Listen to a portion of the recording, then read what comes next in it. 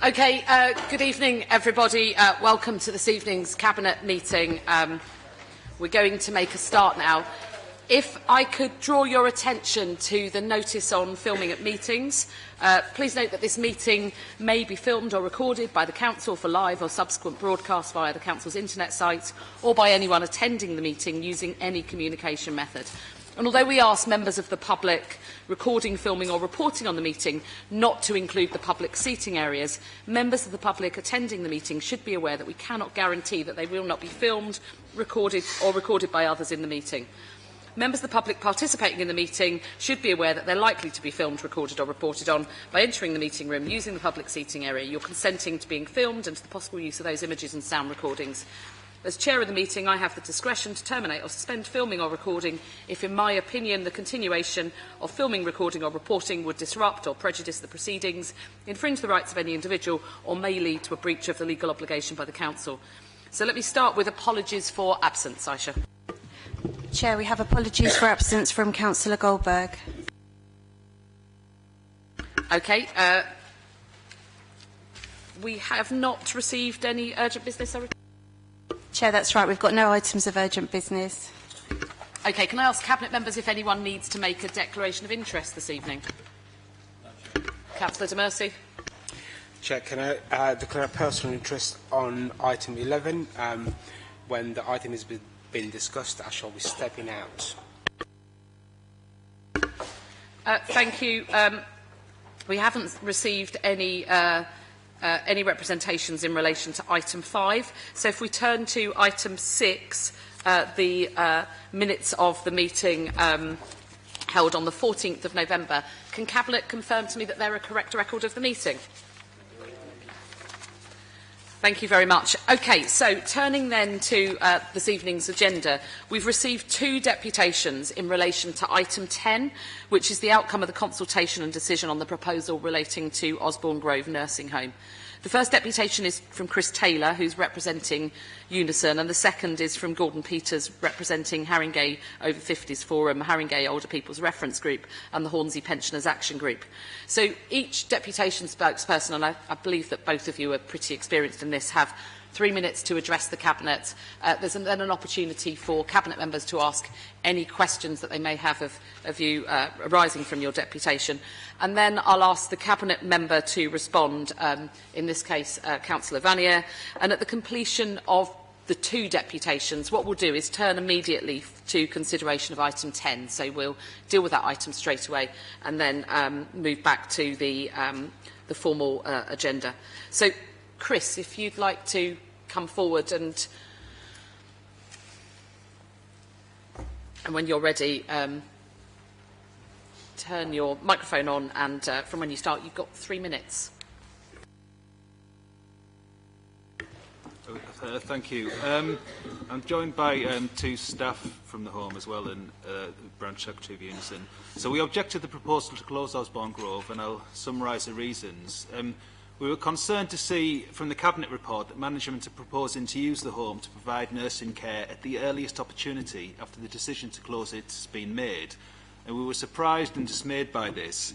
A large number of low-paid, predominantly female workers from BAME backgrounds will be made redundant if this goes through, with their only employment option likely to be in the exploitative private care sector. New staff employed in the home would be employed on much lower wages, and we believe that's part of the reason behind this. And vulnerable elderly residents would be moved from the place that they thought would be their home for the rest of their life, and with serious implications for their health and well-being potentially. And then the home will probably be reopened within a relatively short space of time, having caused distress and disruption to all those affected and possibly serious harm to the residents. The Care Quality Commission, or CQC, has not required the home to close, and it's not withdrawn its registration, and the most recent report stated that there had been significant improvement. In the documentation, management have sought to portray a situation where the problems in the home are largely down to the failings of the staff who work there, but the CQC reports clearly show that they hold the provider responsible for many of the failings, and that specifically refers to senior management in adult social care. We believe that management have sought to highlight or exaggerate the shortcomings of staff and management in home and scapegoat them in some cases. while minimising or even ignoring the criticisms relating to their own failings. And the failures have been largely caused by poor management, governance and oversight.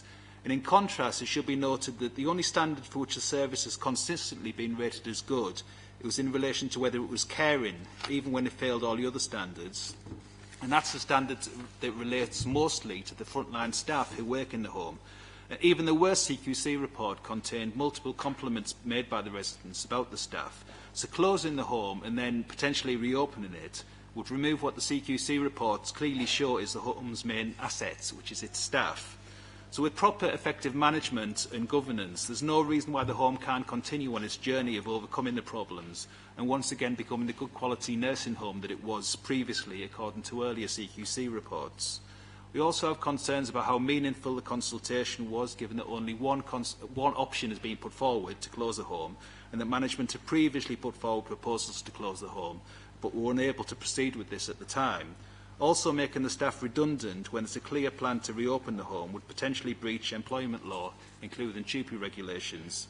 So we believe that, to summarise, we believe that the problems in the home are temporary and resolvable, and that our view is that the home should remain open, either run by the council or in partnership with the NHS. Management may claim that we only place people in homes that are rated as good by CQC, and that's usually true, and that they're trying to use that as a justification for closing the home. But if residents were living in a home that was not rated as good, the council would work with them to improve the provision. They wouldn't remove them from the home. So I think the same principle should apply here. They should work to improve the home. Thank you. Thanks. Chris, if you could turn your microphone off. Sorry. It's all right, no problem. Just turning to Cabinet, and any questions at all from Cabinet members? I guess just one question from me, Chris. Obviously, as Unison, you work across the council more broadly and understand the financial pressures that we're facing. And there is one aspect of this report which does refer to the overspend in the current year, which is £1 million, and just whether you had any comment on that, or what we do about that in the light of your proposal that we don't move to closure, because I think there are care quality issues, but there are also very pressing financial issues also. Well, the reason stated for closing the home was the quality of care, not the financial situation. We would question, management obviously put a lot of money into trying to improve the home, and we would question whether that has been well spent and whether they even need to spend that much. A lot of the failings in the home were really quite basic, and the problems were caused or compounded by the lack of management oversight and the lack of audits by senior management of the home, which were meant to be happening but weren't happening. And I think a lot of the things that were wrong with the home could have been quite easily addressed just by improving processes and having proper management oversight. So I don't think it has to cost that much to get things up to standard.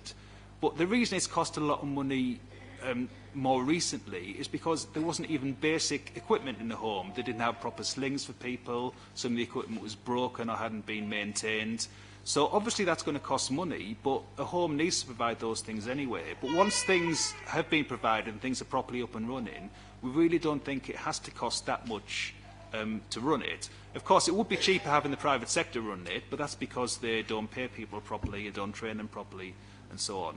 So we think this will probably turn out to be a bit of a false economy. But the most pressing issue really is the potential legal issue we've identified. If they're going to re-provide the home, haven't got rid of the staff, we think that's a really serious issue potentially.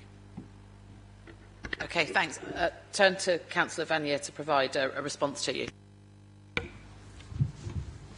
Thank you. Chris, you made a point about the fact that the CQC does not require the home to close. So this is a fact that it's not in dispute, but the overall rating of the home is that it requires improvement.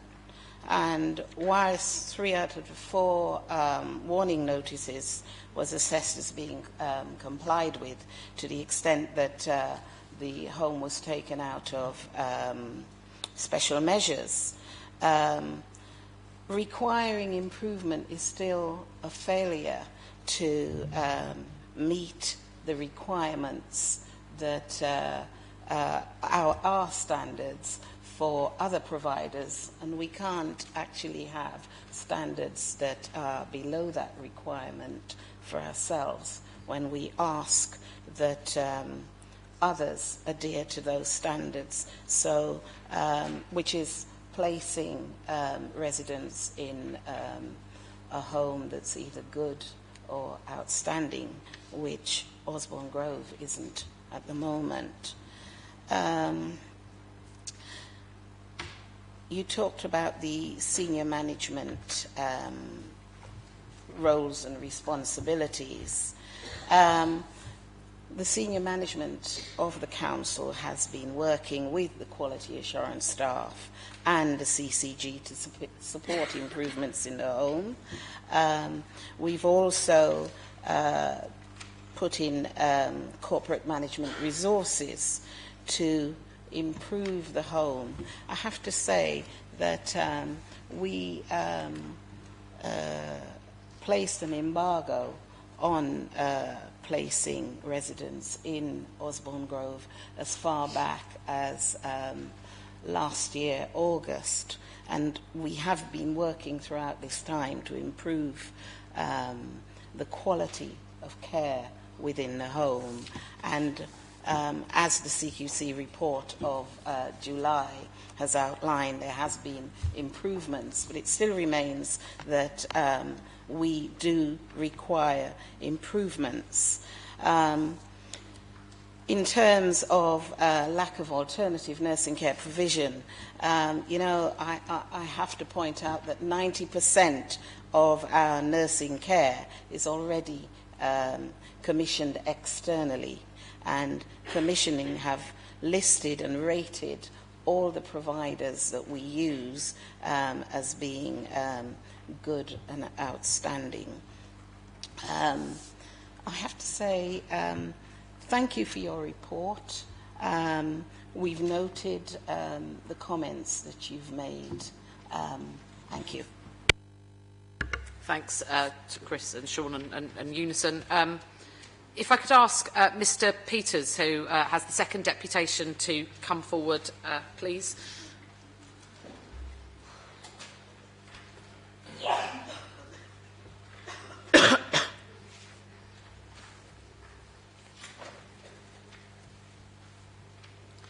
Okay, as with the previous deputation, as you know, you have 3 minutes to make your deputation, and then we may ask some questions, and then I'll ask the Cabinet member to respond. So whenever you're ready. Thank you very much. I speak for the group representing various groups representing older people mentioned earlier. Osborne Grove is the last remaining public provision in the borough for older people with frailty and complex needs, requiring full-time nursing and residential care. The Council has recognised the value of the provision, and it needs to work closely with the NHS. It has also recognised that this is a very valuable and well-placed site. Sound fabric and underused space and potential, and in 2015 agreed to pursue an options appraisal for the continuation of nursing beds, along with other functions such as rehabilitation and intermediate or respite care. Now, while the CQC rating declined from good to demanding improvement in 2017, it is to the Council's credit that significant improvement did take place this year, and the latest CQC report acknowledges that. But the Council embargo on referrals means occupancy is well below par and requiring high interim staffing costs. So, yes, it may well be unsustainable on current terms. However, we submit that closure is the wrong course of action. The Cabinet papers foresee an increase of 50% in nursing care beds needs in 5 years, and also outline the various statutory and financial responsibilities which will come before yourselves, Cabinet, in January or a future one. So why on earth make this closure decision now? The private market for care offers no solution and is widely regarded as being in crisis. In Haringey this year, which found 41% of care beds across the borough either poor or inadequate, and none were rated as good, which your report says is required for Haringey residents. So where are they going to go? Residents' fundamental rights and their health are at risk with closure, and it's probable some would not survive another move. All lives matter.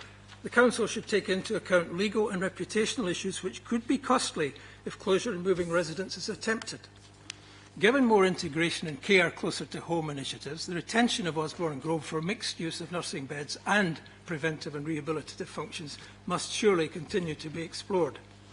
Audits found that too many acute beds contain inappropriate referrals for social reasons, like inadequate or no-fit housing to return to for people with continuing care needs. Osborne Grove is optimally placed with spare capacity for such intermediate care alongside the nursing facility. In November 2015, our deputation stated that we wish to enter discussion on the better mixed use of Osborne Grove as more than a nursing home, and if the Council are serious about co-production, then that should take place with representatives of carers and users. Listen to your consultation, not ignore it. Social care is a contributor to the local economy. It is not a drain on it. On viability of transfers to a not-for-profit provider, should neither the Council nor NHS wish to commit to it, while preserving existing residents' rights and staff rights, that could be brokered by, say, a highly respected organisation such as the Relatives and Residents Association. We therefore urge you not to close now, at all times, to act on the carers and residents' concerns, which you have itemised in the report, but not ignore them, as you seem to be doing. And thirdly, bring forward the options, fully costed, with the NHS or social enterprise before you even consider the possibility of closure. Thank you.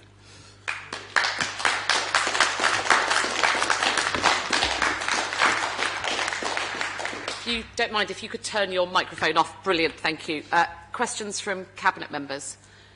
Just a brief one from me. You finished by saying that we should instead look to working with the NHS, and I just wondered if you were aware, and I suspect you may remember this if I remind you, back in 2014-15, as part of the medium-term financial strategy, Osborne Grove closure had been put up as a recommendation by officers, and during the period of budget consultation, we'd had a positive conversation with the Whittington, and we'd hoped that it might be developed or taken on by the Whittington as sort of step-down accommodation and care for people, and that unfortunately we're able to bring that about. So I just wondered, in making that comment, whether you had sort of remembered that or whether you were thinking about something different.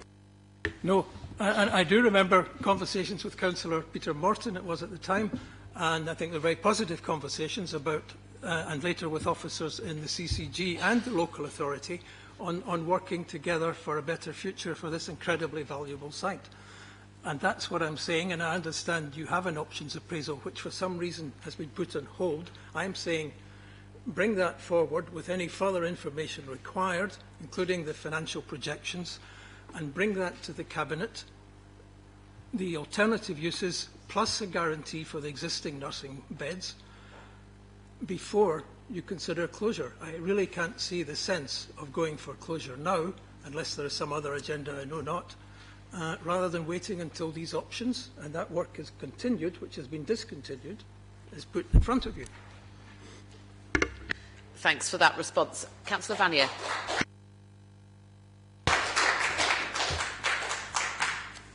Thank you. Just with regards to options appraisal, there was an options appraisal that had begun last year, early last year, but the quality of care issues meant that that options appraisal did not continue because the quality of care issues took precedent in terms of the way forward with regard to Osborne Grove. This home's been subjected to local authority-led establishment concerns process that was put in place to manage the number of essential improvements that were required for service users around quality of care. It was multi-agency. It involved the CQC, the CCG, and our local authority commissioners and providers of care.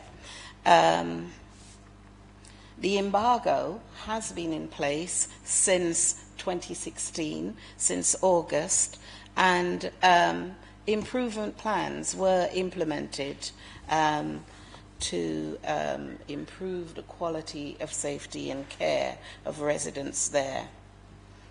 These procedures are standard for all independent providers, and this also applies to care providers in Haringey. Despite the key improvements, as already been referred to with regard to the last CQC report, there are still key issues that remain. That is around the improvement in terms of the embedding of those improvements. That hasn't been taking place quickly enough. The quality assured system also still needs improvement in terms of evidence around quality of care.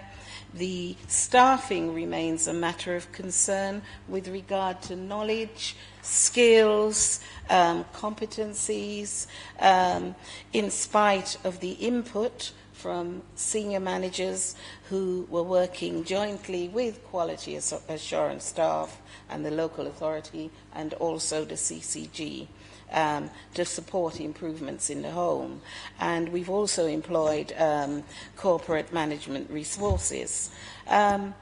With regards to the future of nursing provision, we do have that commitment to explore alternative models of nursing care on the Osborne Grove site. I note your deputation, and I'd like to thank you for coming out and giving us your views with regard to the decision that we are about to make. Thank you. Okay, thank you very much for your deputation. We'll now move to consideration of item 10. Councillor Vanier, was there anything else you wanted to add as an introduction to your report? No, Chair. Okay, questions, Cabinet Member questions. So I see Councillor Arthur. I'll then take Councillor Connor and Councillor Brabazon. Thank you, Chair. I just wonder whether you or officers, Councillor Vanier, could speak to collaboration with other local authorities around the need for nursing beds, not only within Haringey, but more broadly within North Central London, because there seems to be an issue across the piece, and just maybe spending a bit of time outlining how we're working with them might be helpful for the rest of the Cabinet.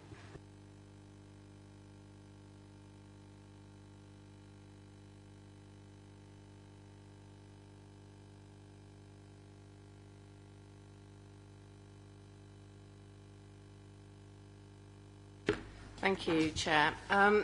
Regarding Osborne Grove, there's a lot of concerns in this report about the ability of staff to deliver care safely. So I'm just wondering why this hasn't been addressed or is being looked to continue to be addressed rather than the option of actually closing the home itself. Second one was the consultation responses were overwhelmingly to keep Osborne Grove open. The recommendation put before the Cabinet was to close it. So how has the consultation changed anything in this respect? In this report to Cabinet, you say there's a need to close Osborne Grove because the CQC rated it as requires improvement. However, the closest nursing homes are Priscilla Wakefield and Sanford Nursing Home, and they are both down CQC as requires improvement. So actually in the local area, especially in the east of the borough, there are no nursing home beds that I know of. I mean, I'm sure you'll be able to give us some further information, but there's certainly no large nursing homes who could take on other residents that aren't actually under requires improvement themselves. And the options appraisal, I'm just really interested in why that's not coming to Cabinet tonight, because we've always said that that's key to really being able to understand and make decisions for the members present. So to have all that information in front of you at one meeting, I thought would have been really helpful. So really just an understanding as to why that one's coming in January and not this evening. Thank you. Thank you. Councillor Brabazon. I think some of my questions might overlap. However, the first one doesn't. First one is regarding the funding. I've asked previously in another place, and I've also written to ask, and I would appreciate an answer tonight, regarding the overspend, whether there had been any thought to capitalising some of the revenue spend, given the fact that we were told at the consultation meetings, and I went to 2 consultation meetings at Osborne Grove, that there had been expenditure on some capital equipment and so on. And given the fact that part of the argument for the closure is that it wasn't resourced properly, you didn't have the right equipment and so on, I would like to know how much money could have been if it hasn't been capitalised, and if it has been capitalised, why hasn't it been, and how much money in the revenue budget could be saved, given the fact that the argument is all about overspends, number one. Number two, I don't understand either about this business of this options appraisal, because on the forward plan it says that the options appraisal is coming to the January 16th Cabinet, which suggests to me, given the fact that we've got the Christmas holiday, that possibly you may already have a report, at least in draft. And I think it would be good to know what ideas you're considering, and I took note of what Mr. Peters said, and indeed did some reading myself, about the possibility of non-profits, social enterprises and so on, given the dire record nationally of the private sector in this area. So it would be good if you could give us some information about the options that you are considering, given the fact that these are the most vulnerable people that we're talking about. The third question really, it's really related to the contradictions that appear throughout this report. Because the report is threaded with language about the need for nursing beds for frail elderly in North London, and there are references to working with other authorities. So I can't personally, Chair, with all respect, understand the logic of why a purpose-built facility, which to mine, when I went in there, looked to me of a very high quality, and staff who are completely committed. What is the logic of closing something which other authorities might want to use, given the fact that it is now improving? So rather than take a precipitate decision, perhaps it could be revisited, particularly since the residents themselves, I don't understand the timetable, because people are so vulnerable, they can't just be moved out. This is a very long-term proposal, so even if it is a decision, it doesn't happen, because where are all these people going to go? That raises the next question about legal issues, to my mind.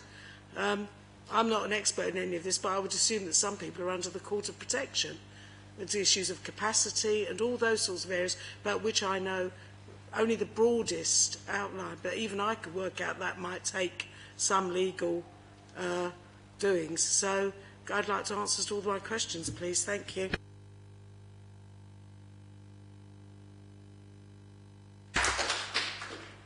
Okay, Councillor Vanier, do you want to kick off and then pass to Beverley? And I don't know if Clive wanted to come in on the capitalisation question. Okay. In terms of the issue of nursing care beds, this is a concern right across north central London, and we are working within that to address that issue. It continues to be an issue. With regard to delivering safe delivering on quality of care, we are continuing to work on that. We have been, hence the improvements. It has been at considerable cost, and that work continues. The issue is around sustainability. With regards to Priscilla Wakefield House, since Priscilla Wakefield House has been since the CQC has has stated that Priscilla Wakefield House requires improvements, we have not placed any residents there, except for one, which was very exceptional circumstances to do with the family themselves. The options appraisal, it had begun pre the concerns, as I've said before, and it's really in terms of procedure that we deal with the outcomes of consultation before we go back to looking at the options appraisal. With regard to nursing beds, I've more or less kind of already answered that. And in terms of the funding, I will ask Beverly to chip in. Oh. Thank you, Chair. So there are a number of issues that I'd just like to respond to, and some of the placement issues I'll pass to my colleague Charlotte, Head of Commissioning. So first of all, to address the issue of the quality of care, which fundamentally is the reason why we sought the consultation. And I appreciate, Councillor Brabazon, that you've referred to the appearance of the home whenever you visited it and the attitude of staff. I have to say, as director and the person having overall accountability and responsibility for Osborne, I know a lot of detail that sits underneath the so-called appearance of a home. When we talk about staff that are caring, it is not really about the demeanour of staff and their interaction with patients. It is also about the attention to nutrition needs, the specific clinical needs of staff, how that is recognised and responded to, how that is recorded, how that is thrown upwards through the line management structures to enable us to have the appropriate response to ensure that patients are kept safe. Despite having an embargo in place following a quality-assured establishments process, over 1 year later, I am not in a position to support the removal of an embargo on patients because of my concern for care and safety of patients. So I just think we just need to understand more in depth what it means to keep very fragile patients clear. And we know that moving can be very traumatic, but we've been made very clear in the Cabinet report that independent advocates have been made available. We will work at the pace of every single individual. There is no timetable for closure. We have to take a person-centred, independent approach to supporting individuals. Moving is traumatic, but evidence shows across the CQC, the CCG, that when people are moved to a better standard of care, they improve significantly. And I think we have to balance those considerations. It's an important point, but we have to balance that. On the money, and Clive, I think you can add to this, the £1 million overspend is down to several reasons. It's the loss of contributions from the CCG, who made in the past a block placement arrangement for 8 beds. That arrangement has ceased because the CCG do not have confidence in the quality of care at Osborne. We place our own embargo, so we are incurring costs for placements outside of that in-house provision. There's loss of client contribution, and there are significant costs associated with the additional staff, supernumerary staff, on top of the permanent establishment. There have been no reduction in permanent staff, but because of this competency, skills, and poor practice highlighted, I have had to make significant inroads by drawing down on and consequently in an overspend position to ensure that I have a level of confidence in terms of the staffing. On top of that, and despite the significant management oversight, we are still seeing poor practice at Osborne Grove. Just to comment on the capitalisation, the costs I've outlined, my understanding is that those costs cannot be capitalised, they're revenue costs. I don't know if Clive would agree. Just to confirm that, yeah, the majority of the costs at the home are staffing costs or operating costs, the cost of heating and lighting, etc., which are not capable of it being capitalised. There are some small elements of new equipment which could be, but those are relatively small in terms of the overall budget and won't really impact on the £1 million. I'll just hand over to Charlotte around the market, please. Just to add to what Councillor Vanier said, that we're working very closely with the 5 boroughs in north central London, which is Barnet, Enfield, ourselves, Camden and Islington, and with the 5 CCGs, the clinical commissioning groups in those areas, both to make sure that we keep hold of the good and outstanding capacity that we have, but also to create new capacity, and also to look at developing new models of care, and that's a very active piece of work that we're involved in across the area.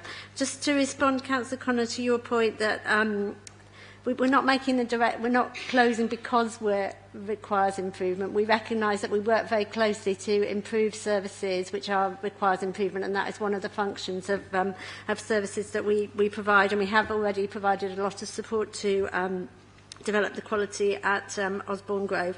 But that we are aware that we do have, and the other nursing home in the borough requires improvement, and we are proactively working with them. I understand the scrutiny panel visited recently as well. We keep a running tally of vacancies in good and outstanding nursing care homes in directly adjacent boroughs. So in the immediately neighbouring boroughs, we have more currently, and obviously vacancies change on a daily/weekly basis, but there are more than enough vacancies in those good and outstanding homes in our immediate neighbouring boroughs. But obviously bearing in mind what we've discussed about the requirement to undertake the full transition planning with users and their families, clearly it wouldn't be a case of just placing people immediately into those vacancies. There's a complex and detailed process to go through, but to reassure that there are good and outstanding provisions with vacancies in the immediately neighbouring boroughs. And Stephen, could you deal with the Court of Protection issue, please? Two distinct legal issues have been raised, one in respect of the decision and closure, and that is actually currently dealt with in Section 8 of the Cabinet report. The other point which has also been raised about a move, now that is also dealt with in the recommendations in Section 3.4. In terms of the actual move itself, it is going to be subject to a capacity assessment, and also it's going to be subject to a best interest decision-making process, which should also involve family members and carers as well. Now, if it's a situation whereby residents are subject to a court of protection order for them to reside at Osborne Grove, then it may require an application to be made to the court of protection for that order to be varied. Okay, thank you for that. Any further Cabinet questions? I don't see any. Okay, can I therefore ask Cabinet to turn to the recommendations which are on page 64 of the report, paragraphs 3.1 to 3.6. Can I ask Cabinet to agree those recommendations? Thank you. Thank you for the deputations. We're going to pause for a moment just while, if you want to remain in the council chamber, then you're welcome to go up to the gallery. Otherwise, you're welcome to leave too. Councillor Gallagher, item 8, overview and scrutiny matters referred.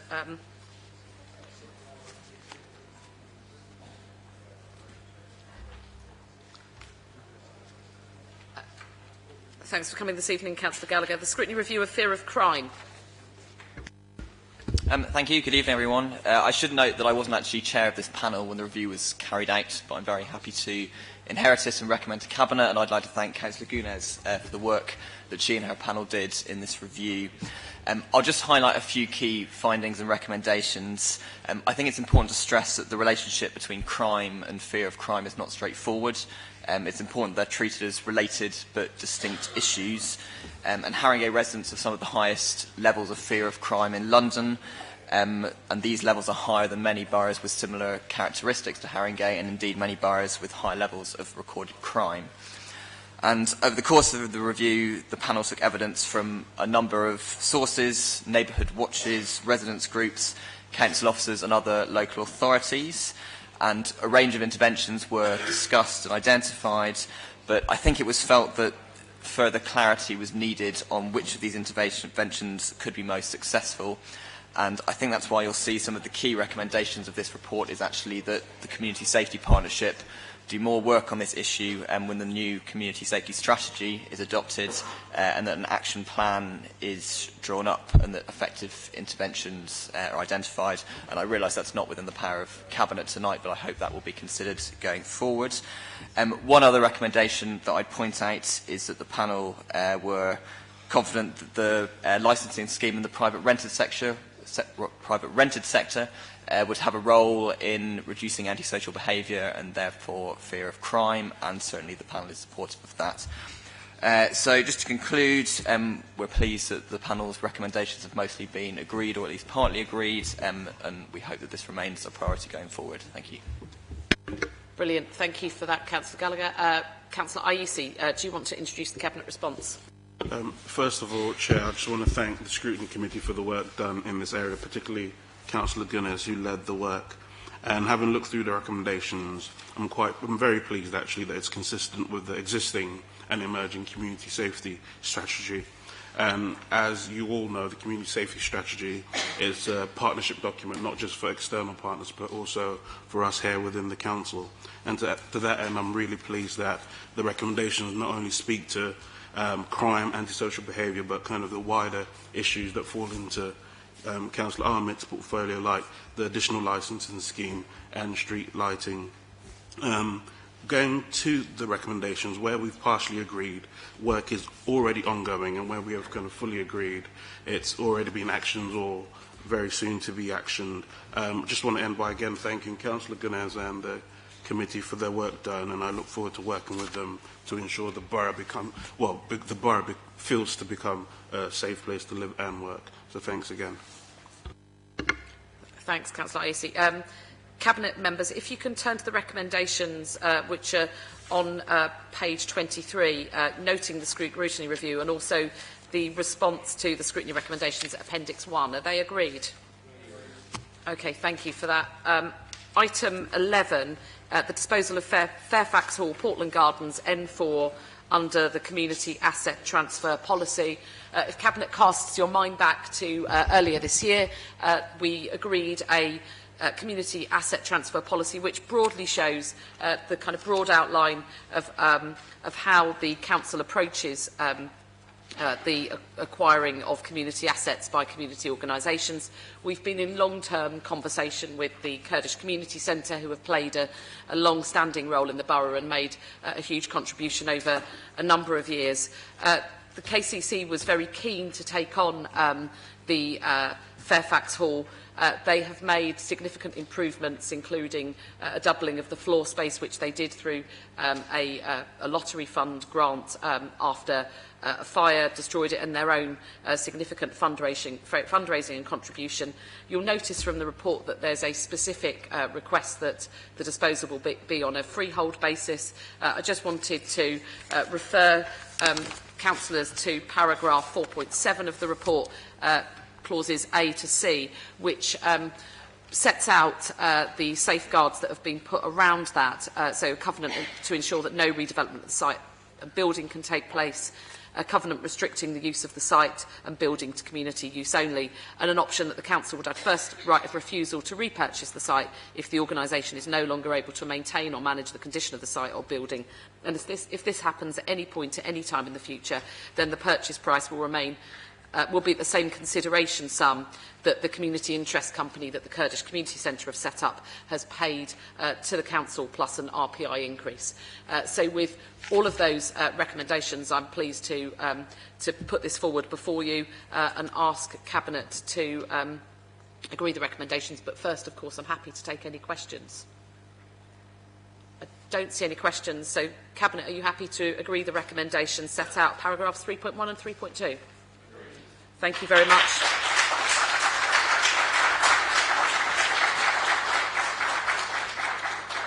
It's not often that happens at a Cabinet meeting, but thank you. The quarterly budget monitoring report, Councillor Arthur.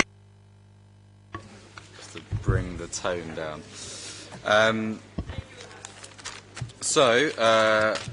The headlines from Q2. The overspend at the moment is projected to be 6.6 million on the general fund and an underspend of 200,000 on the HRA. That's essentially a level peg with what Q1 said. It's a slight worsening of 400,000. Priority 1 has seen a significant improvement, so a fall in the projected overspend of 1 million, but priority 2 has seen a significant worsening of 2 million, up to 3.4 million. In terms of savings proposals, services are projecting that 49% of the savings proposals for 2017 to 18 will be achieved. That's a worsening from 67% for Q1, but is still in line with the assessments that we made for the MTFS, which had 67% of our savings proposals ragged as amber or red. I'll leave it there. Thank you very much, Councillor Arthur. Questions? Anyone at all? Councillor Morris.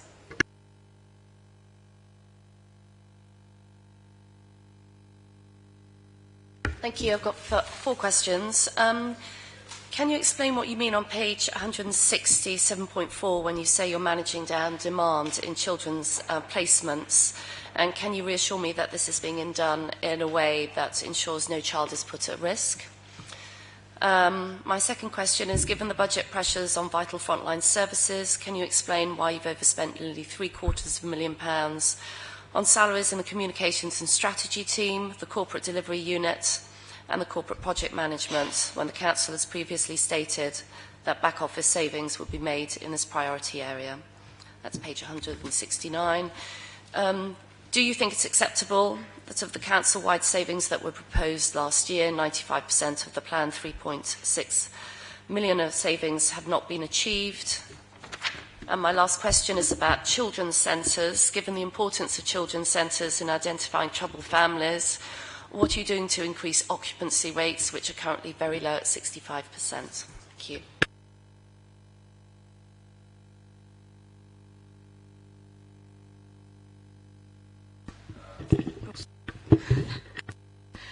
Thanks, Councillor Morris. So on your first question, I can of course assure you that the service would always do everything to make sure that any child in our care was safe, and that is our overriding and absolute priority. And as a member of the Corporate Parenting Committee, I know that you're aware of that. So yes, in answer to your first question. In answer to your final question around children's centres occupancy, I think it's important to make clear that that is reference to the occupancy of places that are available for childcare rather than people actually using children's centres. I think some information on that was provided at one of the recent children's scrutiny panels, which again you're a member of, but I can find that information again and resend it to you if that would be helpful. But of course we are working with the centres to make sure that as many children who are eligible are occupying those places, and we continue to do that. So for the other 2 points, so one in terms of corporate governance, strategy, communication and transformation resources, there are different reasons within those 3 buckets. Osborne Grove is one of the reasons for the overspend on transformation and resources, so additional capacity required in terms of a project management officer to support work there. In terms of strategy and communications, I mean, it's clearly outlined in 7.27 about issues relating to legacy and unprovision for staff salaries.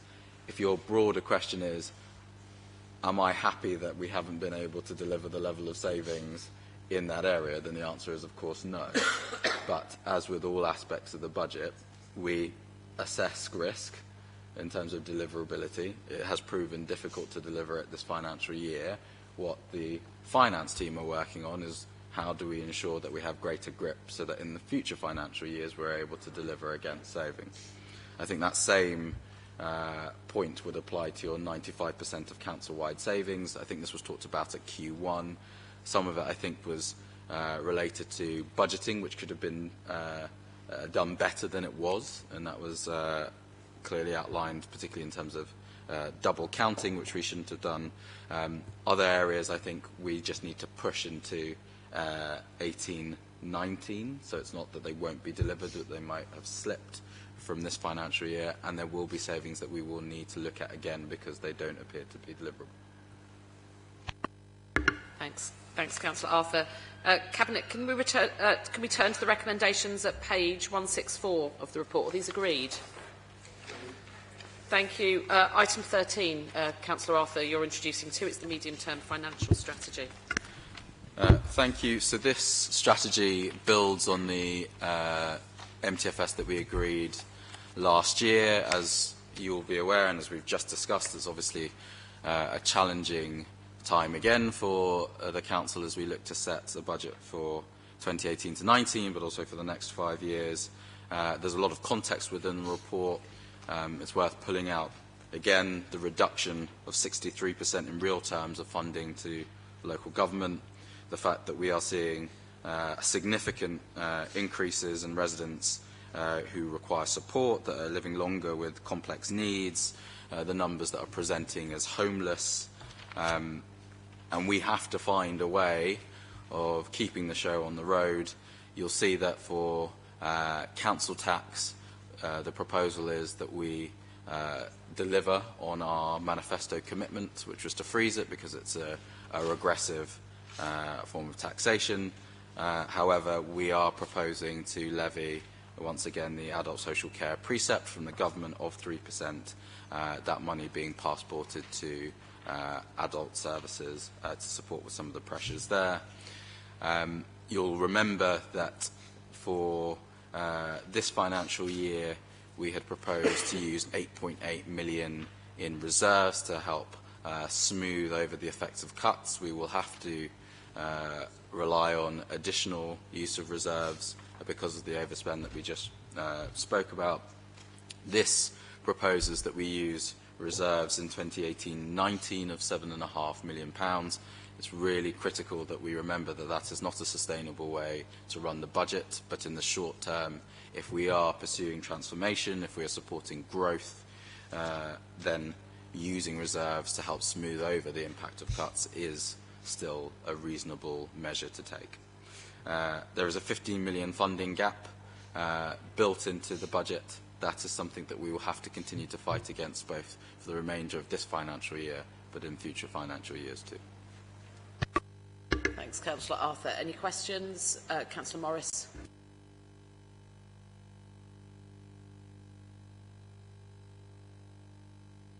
Thank you.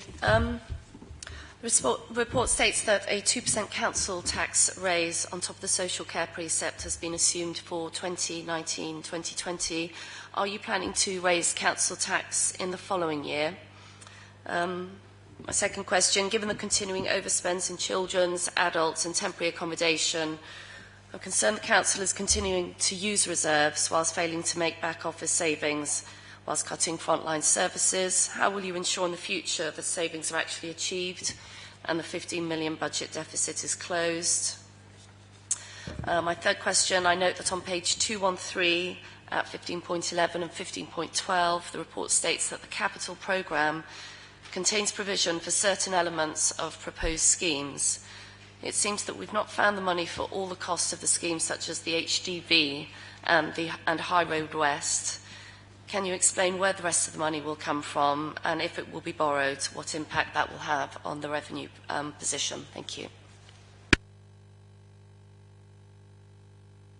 Thank you. So, and I think this is said clearly within the report, that council tax beyond 2018 to 19 has just been modelled as opposed to any policy decision that's been taken. So if in the next administration there was a decision not to raise council tax, then we would have to, as a council, look at what the implications would be for different service areas and the impact that would have on cuts, but also on reserves. But no decision has been taken at this point, only for 2018 to 19.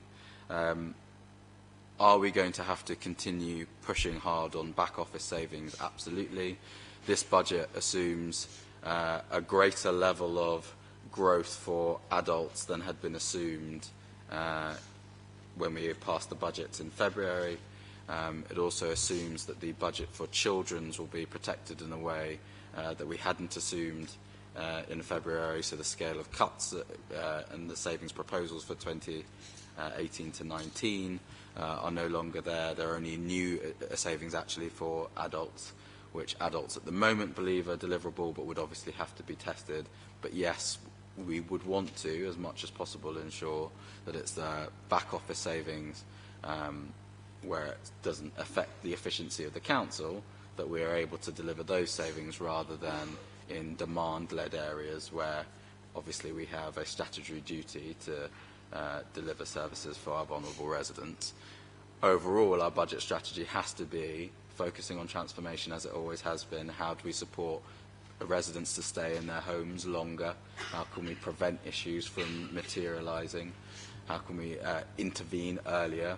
All of those principles remain, as does, critically, the principle of growth, because it will get to the point, certainly by the end of the decade, that we will be reliant on local sources of funding. The report refers to it as 86% of our funding will come from local sources, council tax and business rates.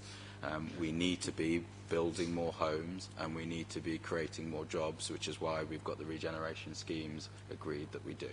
In terms of your question around page 213, I'm going to hand over to Clive. Yes, the capital programme makes allowance for acquisitions, land assembly and acquisitions of properties along the way for regeneration schemes, which the value of which will come back later down the line. So there is a need for short-term borrowing to fund those acquisitions. Typically borrowing rates at the moment are around 0.4%, so very, very low cost of borrowing for those. But the value will come back further down the line on both of those schemes. Thank you for that. Recommendations are at paragraph 3.1 to 3.111.9 at page 192. Are they agreed? Thank you. Item 14, the report on the Disabled Facilities Grant Policy for Adaptations and Assistance is being deferred to the January Cabinet meeting. Councillor Vanier, did you want to outline the reasons for that?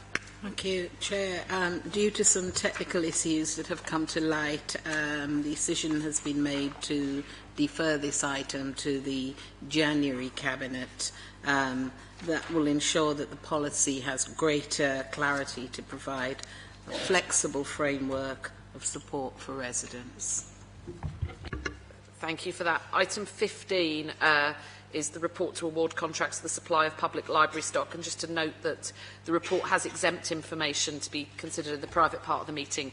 So we'll consider the recommendations that set out at section 3.1 and 3.2, subject to considering the exempt information at item 20. Councillor Vanier, do you want to introduce the item? Thank you, Chair. This is really a continuation of our investments in our libraries,